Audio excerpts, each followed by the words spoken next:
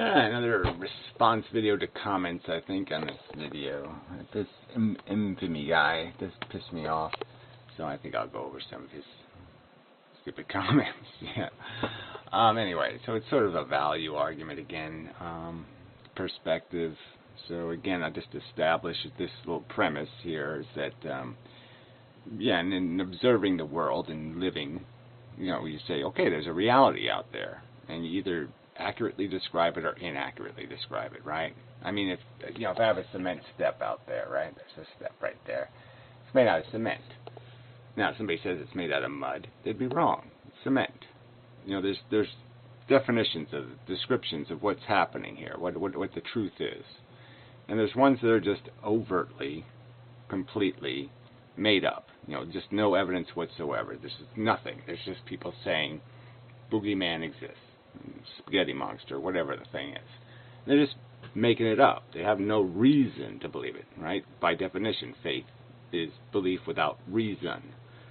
So yeah, I mean, it's perfectly legitimate in the face of that to say, you're an idiot. That's stupid. That's illogical. It's a brain dysfunction to believe that way. To take words on dice, let's say. Let's just put words on dice, and you throw the dice, and you believe whatever the dice say. Talking 8-ball kind of thing. It would be unreasonable to define reality based on what the 8-ball says. Be stupid. Be nonsensical. Be intellectually nonsense. It'd be anti-intelligent. Unintelligent, anti-intelligent, ignorant, foolish, stupid. So yeah, the contention is there's a right answer to these questions. And a lot of these right answers you can say pretty sure. I know that's cement. I poured the cement, so I know it's cement. It's just not debatable. Okay, so let's go. I have a contention with the idea that life is consumption.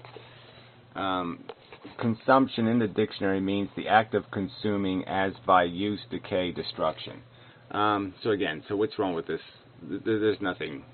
You're gonna hold on to the word destruction? I mean, obviously consuming, we know what it is. They could have said eating. That would have been consuming. They could have said some other, lots of other words they could have added. That is in direct conflict with the physical law of conservation of energy. Well, again, no one's arguing that all consumption you're consuming energy. No, you're consuming a form, a structure, and there's no argument that somehow energy is being destroyed. This definition doesn't say anything about energy. So again, this is just your perversion. You're just adding these extra phrases to a definition or a statement that don't exist. No one's arguing that we're consuming the actual essence of them. We're actually destroying the energy. The word consumption means what it means. I mean, we all know what it is. It's a breaking of it from one form and changing it into another form. It's a transference. Well, whatever. Which states that energy can be neither created or destroyed. It is clear that organisms consume other organisms. Well, why don't you just stop there? Why are you being an asshole? It is clear that organisms consume other organisms. Right, they break them down. So why are we arguing here? But the total system of life appears to be energy exchange. Who cares? That's not part of the subject. Though not with consent, yet I'm unsure how to get consent from a plant. Well, again, you don't need consent from a plant because it doesn't have a welfare, and you can't get consent from anything. You can't get consent from, theoretically, from a religious person because they're not competent. If they're actually wrong and the God they believe in doesn't exist, they are fundamentally imbecilic. They're fundamentally, by explicit definition, an imbecile. If they believe in a non-existent God, okay, they're an imbecile. Their brain is completely broken. All right, because their whole premise of existence is wrong. So I mean, you can't get these fundamental facts wrong and be anything other than a non-competent imbecile. That's what you're stuck being. I mean, that's just the way it works. I mean, you can't have big answers wrong and not be something other than an imbecile. Okay, so let's not bother with the responses. We'll just do the infamy nonsense, because he just convolutes everything everybody says. So, ephilism is an appeal from some sentient creature to the rest of the sentient collective to end sentience through antinatalism.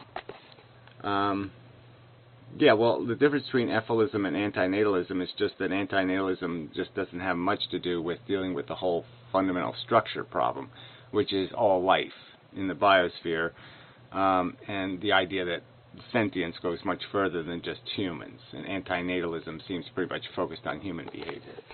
Because suffering is intrinsically negative, bad, and will certainly happen to us all, and there's absolutely no positive good to be had from living. Question mark. Yeah, well, that's the catch of the whole game, is that that's correct. The only positive can be derived through undoing negatives, to removing negatives. So you must need before you can have a satisfaction of a need. And the need mechanism is fundamentally negative.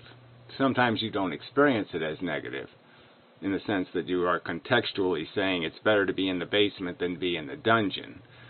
So the fact that you don't have it worse sometimes makes you think you have it good, when all you have it is better than not horrible.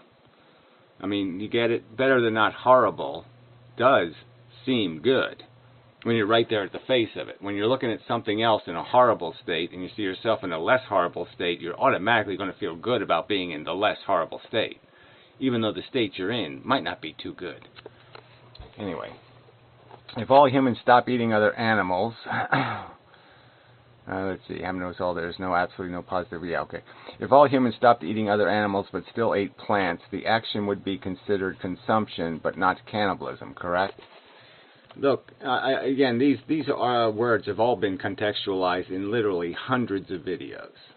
Okay, so the word consumption just gets to the point, okay, that you have to collect parts to make a copy of yourself. That's the game.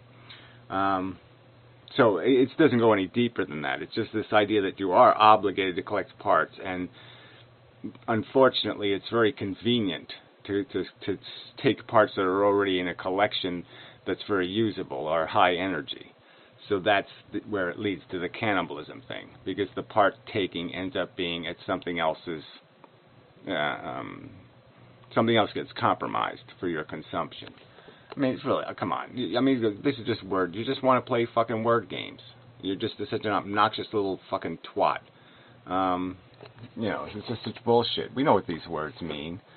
If all humans, still eat plants, the action would be considered consumption, but not cannibalism, correct? Yeah, well, look, the idea of cannibalism is anything with a brain. So, yeah, if it has a brain, neurology, we have neurology. That's the connection. I mean, you can be a speciesist, or you can be a humanist, or you can be a racist. You can be a lot of those things. And what I'm arguing is that I'm a sentiist. I believe in sentiism. Okay? And so wherever it occurs, it's significant. And certainly there's levels of significance, there are degrees of significance, but there's just no denying that anything that can say, ouch, deserves respect. How much respect? Well, we can have arguments about that. How much respect does a 5-year-old deserve versus a 50-year-old? I mean, there are questions. They're legitimate questions, but they're not questions that have anything to do with this video. So you are way the fuck off subject. If all humans stopped eating... Oh, I already did that.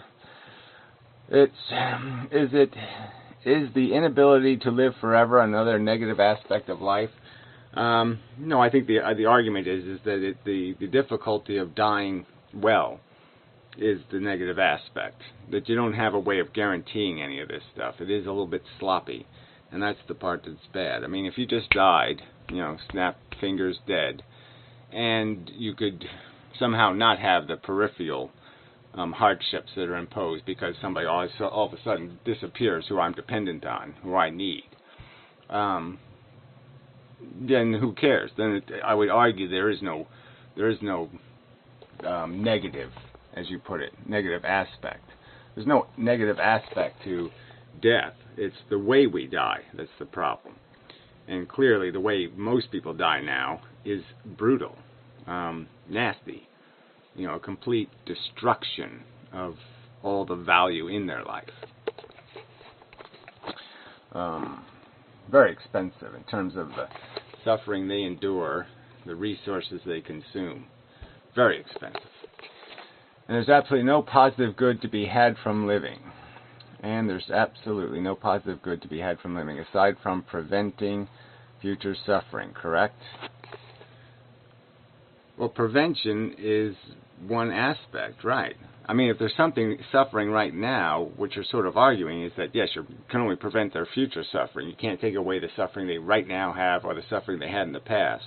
So if you want to be that explicit, yes, I would say prevention is the only thing there is of any value. But prevention also has included in it the understanding that if you give somebody an aspirin, you're preventing suffering, even though it doesn't seem like it's that far into the future. Is existence itself bad? Is existence itself bad, or is it just existing as this thing called life?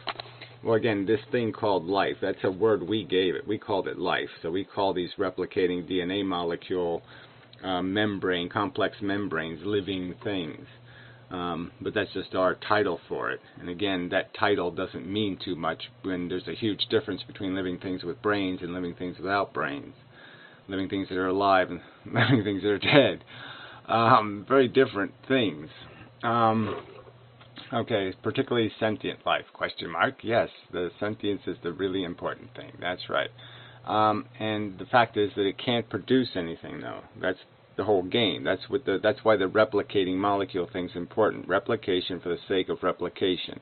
It's not replication to enhance the universe or to fix the universe or to create a clock that needs to keep time because there's no clock in the universe and now it needs a clock and we make the clock. No, there's nothing we're doing. We can't possibly create a positive without first creating the negative. We can only make positive by compensating for a negative. It's just the math of the universe. The dynamic forces us to break it before we can fix it. And the only function we have is fixing. That's all we can be good at. And there is no broken until we show up and break it. That's the problem. So ask that question in some sort of rhetorical manner. Will you seek consent from the other animals, or does that not matter because they are dumb? Well, quite obviously, dumbness does matter.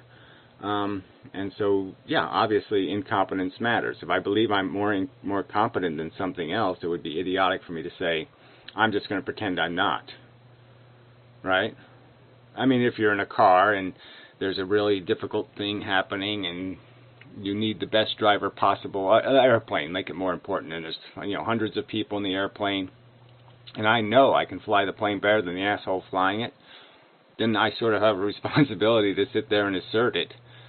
If I just sit back and say, no, I'm just going to pretend I don't know how to fly better than the asshole flying it, well, that would be irresponsible. That would be putting all these people at jeopardy because I don't have any confidence in my confidence. I mean, that's stupid. If I know something, I have to live by it. There's just no point in not living by it. Now, if I have some reason to know that I'm unreliable or defective or marginal, or I don't have some reason to be confident, well then fine. But until you argue why I should not be confident, which you're not arguing, then why shouldn't I act on my confidence? So the answer to the question is yes, dumbness is important. Incompetence is hugely important. Why would I let an incompetent person fly an airplane? I wouldn't. Why would I let an incompetent person procreate without saying, fuck you asshole? You're not competent. You have no right. You have no business. I'm not claiming any absurdities. I'm just trying to understand the philosophy better. Well, I don't believe that. I don't believe that's what you're trying to do at all. Because you're just working too hard to strangle words here. You're playing word games, all right, that have been gone over hundreds of times.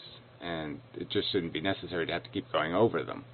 The zero-sum game, these words have been used over and over and over and over and over. You haven't provided one shred of evidence indicating how it is not an illusion of psychology, addiction, that creates any attachments into the world whatsoever, any motivation to act in the world whatsoever. You haven't shown me any human comfort derived for anything other than those kinds of negatively motivated structured reasons. If existence itself isn't bad, but only existing as a sentient being is bad, then there is a part of me that isn't bad. Well, see, now, what a way to play a game. I mean, what? I mean, that's just stupid. You're going to say, because I wear clothes, now I have the shield of invincibility against my badness because I've covered my living flesh. I mean, it's an imbecilic argument. Part of me that isn't bad? I mean, yeah, okay, we cut your foot off and put it on the mantle and say now it's neutral. Yes, your foot would be neutral. Your foot would be irrelevant unless somebody has a use for your decapitated foot. But otherwise, this is just wordplay again. We know what a sentient organism is, and yes, if your brain was in a beaker, and that's all it was your brain in a beaker, all the value that you are would still exist. That's right. All those other superfluous parts, as long as your brain's kept alive, of course. I mean, all the other parts are superfluous. The only thing that matters is that brain. All right. All right. And then there's part of me that isn't bad, and a part of me that is. Well, again, it's not about this being bad. It's about being broken. So again, and it's about this whole bad apple scenario. So you just can't escape it by saying, I'm going to pretend the bad apple didn't get baked into the whole pie, and I'm just going to somehow cut off the bad parts. You can't do that. Unless, yeah, of course, you're cutting off your sentience. I mean, the way you become a neutral is not to be... Look, there's two things to your existence. There's how you feel, what you experience in your life in terms of a list of sensations and experiences, and there's what you cause to happen to other people in their interactions in the world. So there is the cause of the effect of your sensations, and then there's the effect of your influence on others and their welfare. For one part of me is that I am just something that exists, which isn't bad. Well, again, so, I'm not going to play these materialistic games, okay? Consciousness is something that sentient beings produce. Whether or not you lost an arm in the war doesn't make you less bad because now you lost some physical flesh, okay? We're not talking about flesh, we're talking about consciousness. Usually it takes a whole body to make the consciousness function, so your consciousness can't exist without the body, but the body doesn't cleanse your consciousness of its evil, and it doesn't compensate for it in any way. The poison is still the idea that you have two things to hurt. You can hurt yourself, and you can hurt people in the world. Well, the other part of me is a sentient being, which is bad, correct? Well, again, no one's saying that sentience is bad. We're saying that the sensations produced by sentience is bad. So again, you're just playing, again, word games, more word games. We already identified the culprit here. It's called the negative sensations, the angst, the worry, the stress, the frustrations, all the stuff that builds up inside of us and needs release. And makes it possible for us to realize the sensation of gain as we climb out of the dungeon. And when you're halfway out, you could feel like you're further out than you really are, because you know how bad it was where you were. Again, you're just denying psychology here and trying to make this into completely a mechanical discussion about some sort of physics. And no, it's about what we feel, and our psychology controls what we feel. All right, but there is no balance being made because existence isn't sufficient payment for suffering, which I know you will agree with. Yeah, well, I don't... Exactly, so I don't know, you answered your own question there. So whatever, this is bullshit. Gary gets his philosophy from observation and interpretation of the word, as we all do. No human is omniscient. Well, again, who's making that accusation? We're making arguments and defending them with facts, okay? I mean, do you believe in evolution? Do you believe it's just abiogenesis, a replicating molecule that the first cell didn't mean to reproduce? It's just a biological function, the first biological function, whoops, it reproduced, and once that door was open, it had nowhere to go but evolution. So it's not an intrinsically good force, and we've described it as basically gladiator war. Okay, what else do? You win these shallow victories hold up your sword so you can be the loser tomorrow. And there will be lots more losers than winners. We've made these arguments, and you keep just pretending like they haven't been made, and that somebody's claiming omniscience. I can't be wrong. No, prove me wrong. Show me a fact that argues against abiogenesis. Show me a fact that demonstrates that it isn't just a psychic game, that the attractions are all just made out of contrived addictions, that there is no real value in the food. The food is an illusion created inside of our brain, the value of the food, because our brain makes us hurt if we don't have it. Come on. Let's see. So it is best to have various sources of knowledge. Well, again, who's claiming people don't have various sources of understanding? You're making these veiled accusations that somebody hasn't crossed all their I's, dotted I's and crossed T's and done all that bullshit. But you base it nothing. You won't provide any evidence of this. And to ask questions. Well, ask questions about what? We have answers, okay? You're the one with the problem with the question. You're the one with all the question marks, and we've answered your questions. We'll answer any question you throw at us, okay? And unless the question is going to be something irrelevant, like, how did the universe start? Well, who cares? You tell me how it's going to be relevant.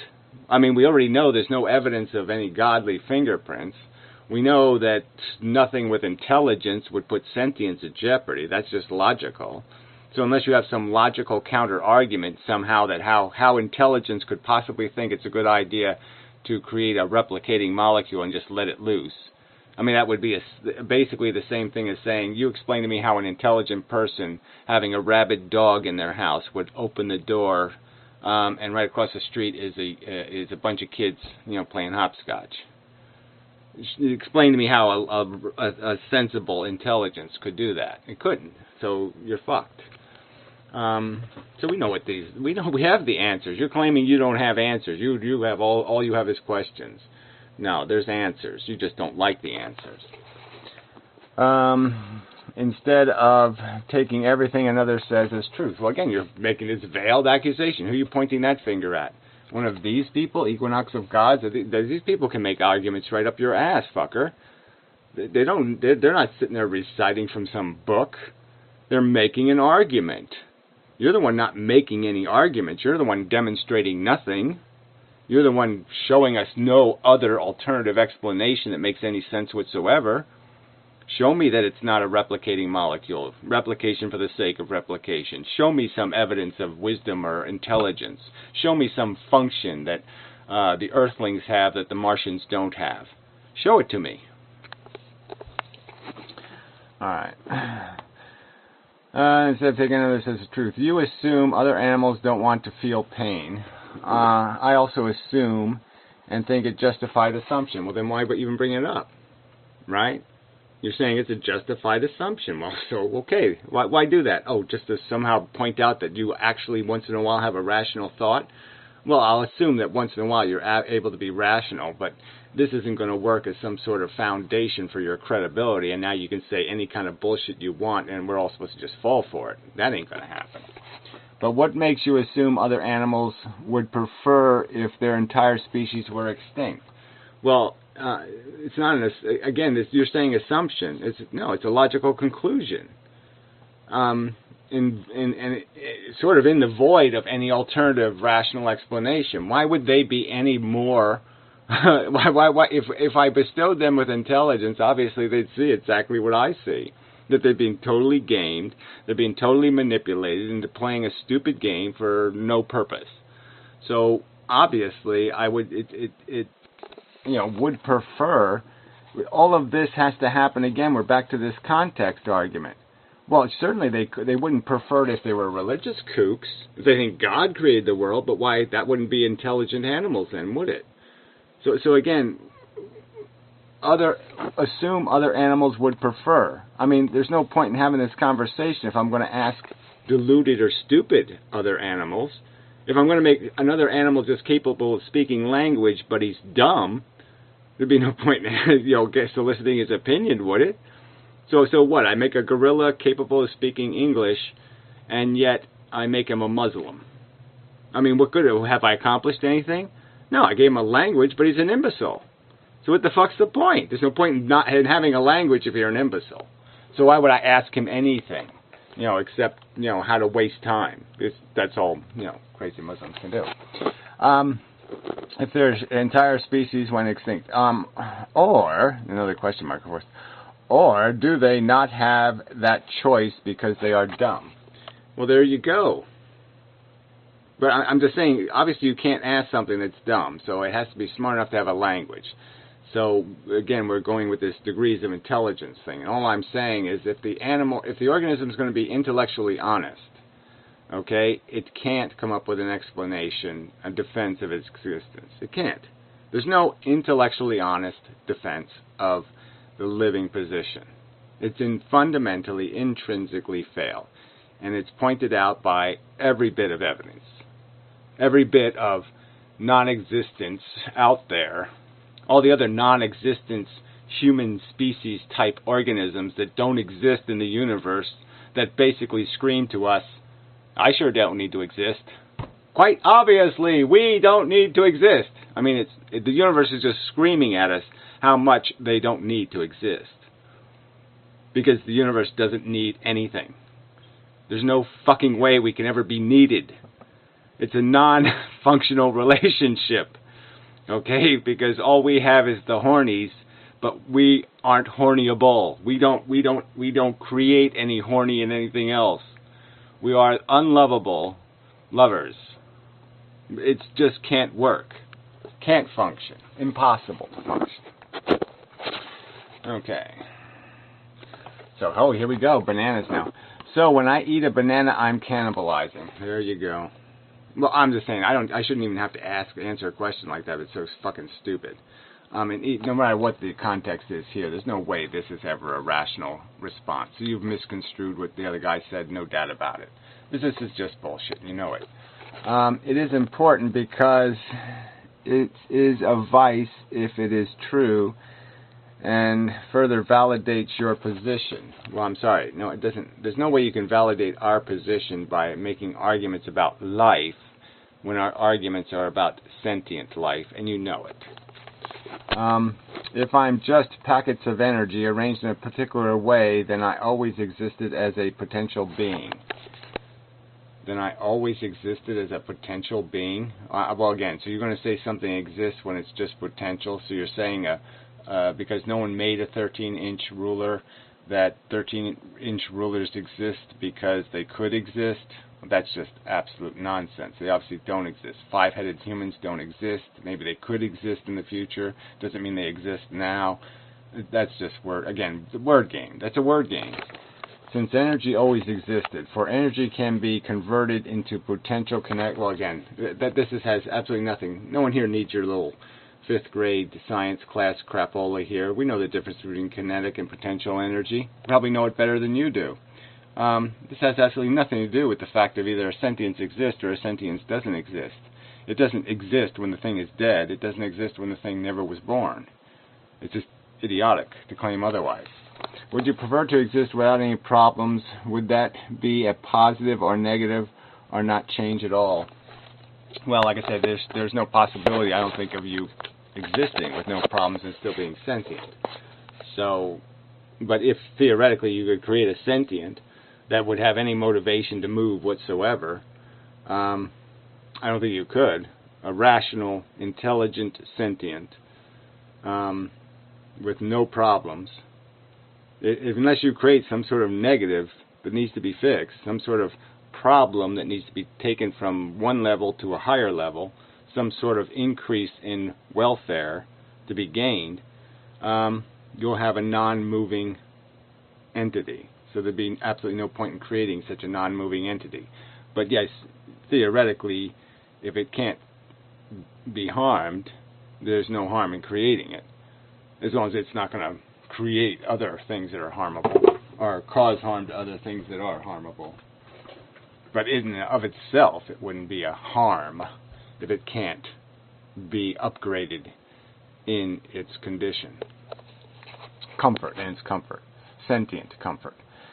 And it is cannibalizing in the same way that black holes consume light and other matter planets, stars consume matter, energy, gravity, whatever. No, obviously, If solar systems were sentient, then we would be looking at the sky and seeing a tragedy, correct?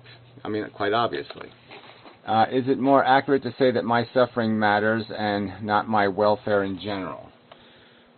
Your welfare in general, I don't see how, in general, your welfare could possibly not be affected by your sentience. And so that's the thing that matters.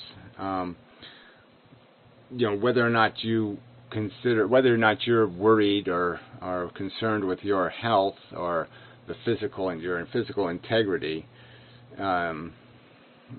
it's still, the bottom line is it's going to be, the only thing that's going to matter is conscious experiences. And if you worry about something that's not going to happen, that's just a waste of worry. So the fault would be in your worry, not in anything real. It's a misjudgment. You caused yourself unnecessary suffering by misunderstanding. For the dictionary, it says welfare is the good fortune, health, happiness, prosperity, etc. of a person or group. Well, again, we've already contextualized these words. All of those things, happiness is right there. So right there, you could just take that word out and just say that's the definition we're using. But none of these things exist, correct? At least not happiness, prosperity, or good fortune. Again, I don't think anybody's arguing these things don't exist. So I think that's just nonsense. For happiness, it's just an illusion, delusion, unlike pain, which is real, correct? No, you've taken it to extremes. They're both illusions created in our brain. All sensation, all thought is all an illusion created in our brain.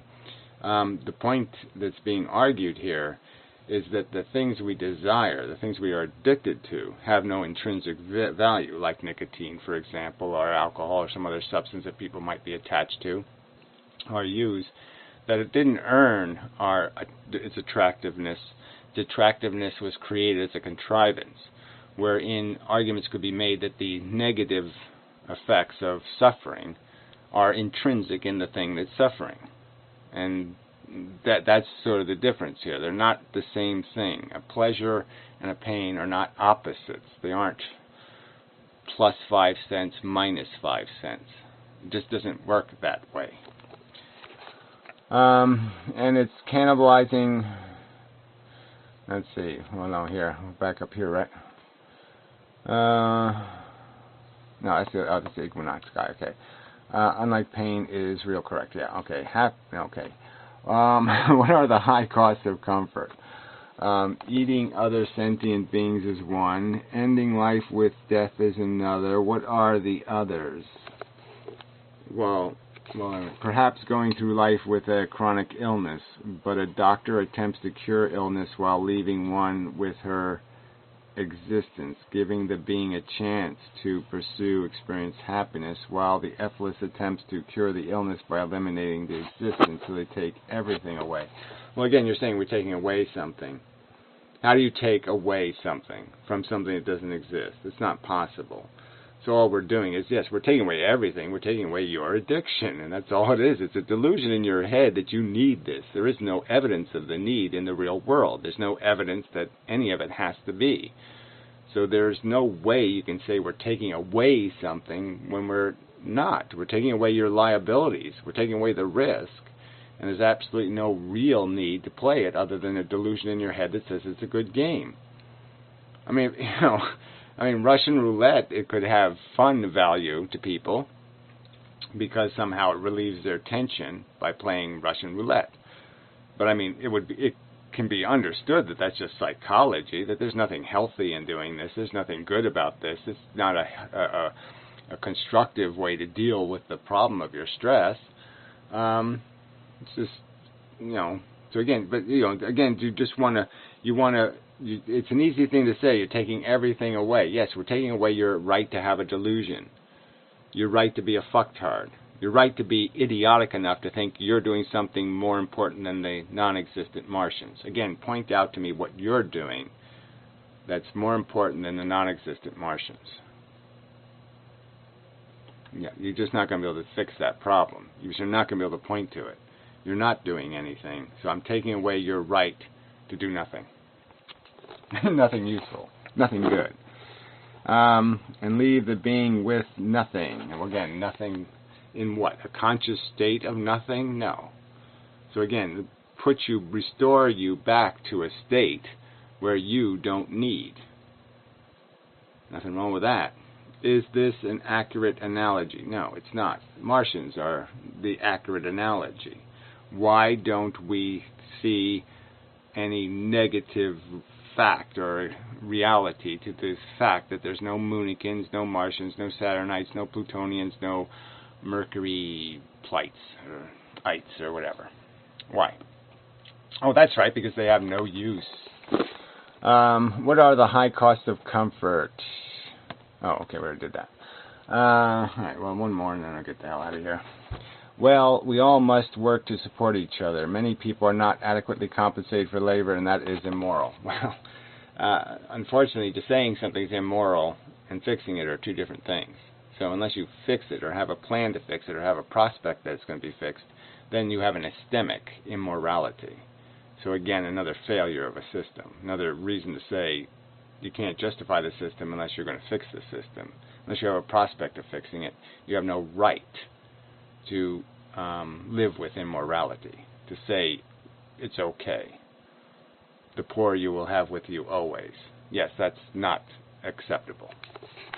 Antinatalism is an attempt to prevent the suffering of future humans by preventing them from coming into existence without their approval, or whether they want to exist or not. Well, obviously, a thing that doesn't exist can't possibly want to exist. So once again, are we preventing the Martians from existing because we haven't seeded Mars with bacteria that could grow into Martians? Is that your argument, that we have prevented them from existing by not making them exist? It'd be an idiotic, inane, imbecilic argument.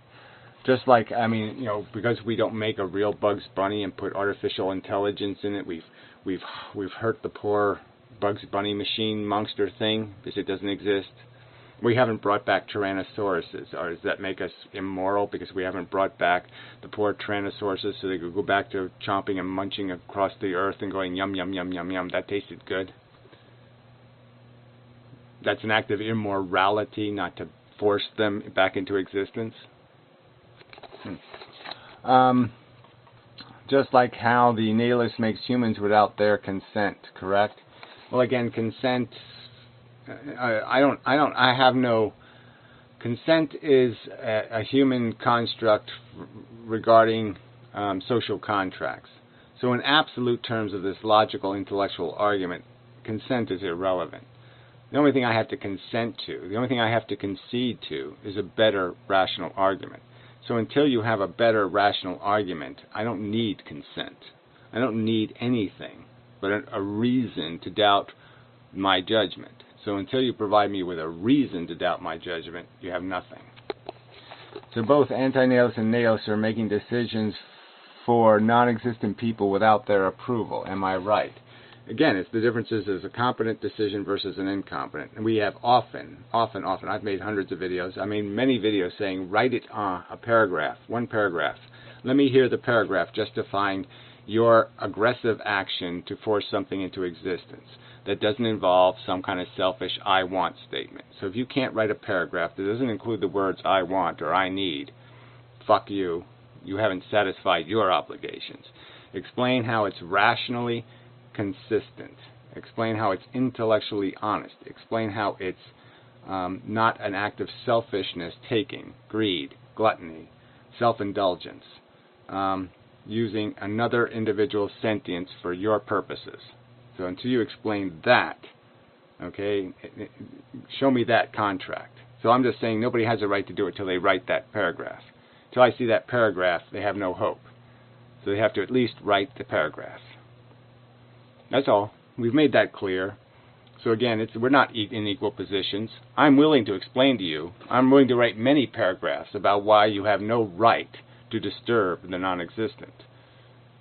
Okay, no right whatsoever. It's all risk. There's no gain. That's in my paragraph. Where's there a paragraph making a rational argument for the gain? There won't be one. It's a delusion in their head. They have a delusion in their head that says life needs to exist. It's not a real thing. It's not based on any real facts. It's just crap in their head. Okay? Crap in their head isn't good enough to shove somebody else into jeopardy. Alright, I think that's enough. Okay. I mean, I could keep going, but no, I won't.